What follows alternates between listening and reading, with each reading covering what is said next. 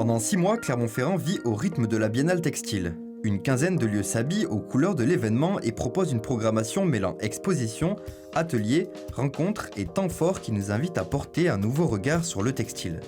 Car derrière un simple morceau de tissu se cachent des siècles d'histoire, de culture, de savoir-faire et plus largement une part de notre histoire commune.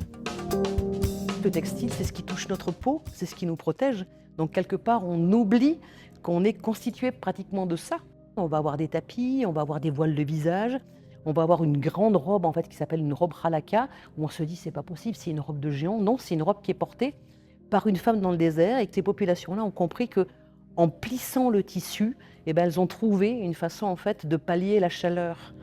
Que ce soit révolution, que ce soit des mouvements religieux, que ce soit des mouvements politiques, à chaque fois, le peintre, le sculpteur va en parler, mais en fait l'art textile en parle aussi. Donc c'est un moment d'appréhender l'histoire dans sa totalité. Née à Clermont-Ferrand, la Biennale Textile s'est imposée au fil des éditions comme un rendez-vous culturel de dimension internationale. Une mise en lumière qui contribue aussi à faire connaître la ville bien au-delà de ses frontières.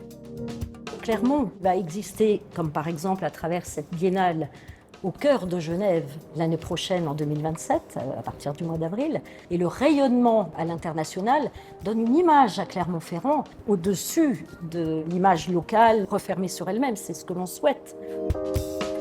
Une biennale qui confirme l'ambition culturelle de Clermont-Ferrand et qui invite jusqu'en janvier 2027 les habitants comme les visiteurs à découvrir le textile sous toutes ses formes.